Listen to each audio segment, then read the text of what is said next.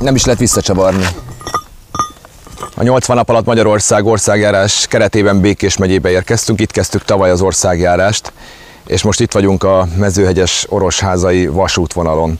Először megmutatjuk nektek, helyiek hívták fel a figyelmünket, hogy életveszélyes állapotok vannak itt ezen a sínen. Azért van sebességkorlátozás, és 10-20-an mennek a vonatok, mert folyamatosan ilyen kis elhajlások vannak a sínbe, kacskaringók, de ez rengeteg helyen, ahol jöttünk Békés megyében, és ami ennél sokkal durvább, és felhívom a Lázár miniszter úr figyelmét, hogyha esetleg nem szóltak volna a kollégái, vagy esetleg kirúgta azokat, akik szóltak, hogy vannak itt betontalpfák, vannak régi, szétrepett, teljesen használhatatlan talpfák, és nem rongálást követünk el, így állnak a talpfákat rögzítő, vagy a síneket rögzítő vasszerkezetek, az egész mozog.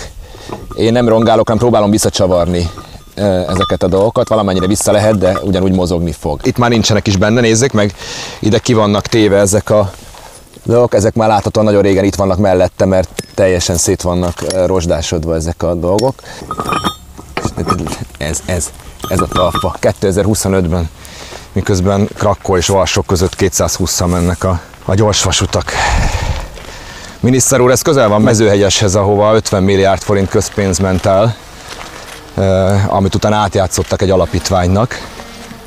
Mikor járt ön itt utoljára közlekedési miniszterként? Lehet, hogy ezeket a talpákat még Baross Gábor vasminiszter idejébe helyezték ide le. Hányat mutassunk, miniszter úr? Ennek így kell állni? Fölvettük, készítettünk felvételt a mezőhegyesi ménes birtokról is, amire sok 10 milliárdot ráköltöttek. Láttuk, hogy milyen állapotban van a fű, mint egy kastélyban, mint egy jól karbantartott kastélyban. Be sem engedik az embereket. Erre mikor költünk pénzt? Miért van az, hogy arra 50 milliárd eljut, utána alapítványnak kijátsszák a saját embereivel, és ide az egész MÁV-nak a karbantartási költsége pedig 20 milliárd forint évente, és azt is megvágják.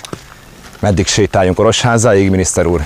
Ki fogja azért vállalni a felelősséget, hogyha egy ilyen sínen valami baleset történik?